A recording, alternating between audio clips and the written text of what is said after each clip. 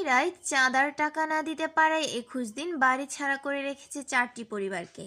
সাতক্ষীরার আশাশুনি উপজেলার প্রতাপনগর ইউনিয়নের নাকনা গ্রামের দুর্নীতিবাজ চাঁদাবাজ সন্ত্রাসী কর্মকাণ্ডের মূল হোতা জুবায়ের হোসেন, নাজমুল হুদা সাইদ, মুন্না সহ মদতদাতা রাহানের বিরুদ্ধে ভুক্তভোগী পরিবারের মানববন্ধন অনুষ্ঠিত হয়েছে। সোমবার সকাল 10টায় সাতক্ষীরা প্রেস ক্লাবের সামনে আশাশুনির প্রতাপনগর ইউনিয়নের নাকনা গ্রামের ভুক্তভোগী পরিবারের আয়োজনে এই মানববন্ধন অনুষ্ঠিত হয়।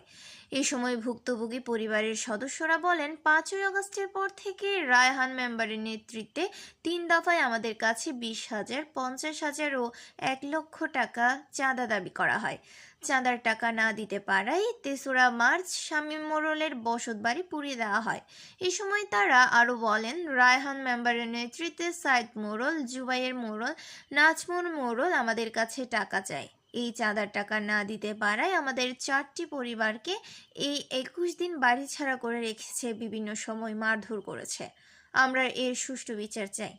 মানববন্ধনে উপস্থিত ছিলেন ভুক্তভোগী পরিবারের সদস্য শামীম বাবু, মোহাম্মদ সোহাগ গাজী, শাকিল গাজী, মাসুম বিল্লাহ, সানজিদা বেগম, ময়না খাতুন, নাজমা বেগম প্রমুখ। আব্দুর রশিদ, ডাকবাংলা টিভি, সাতক্ষীরা।